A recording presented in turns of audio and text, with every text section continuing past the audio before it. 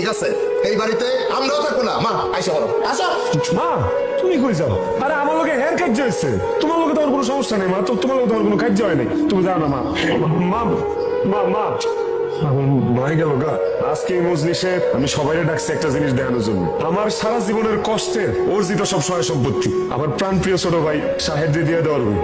জামাই তুমি পাগল হয়ে গেছো নাকি? ভাইজান, ও, এই সহায় সম্পত্তি যা যা আছে সব তো সব আমি তোর দিয়ে দিলাম, তুই খালি আমার একটা জিনিস দে ভাই। তোমার কাছে এমন কি জিনিস আছে যে এই সম্পত্তির চেয়ে বেশি দামি ভাই? তোর কাছে অনেক দামি জিনিস আছে।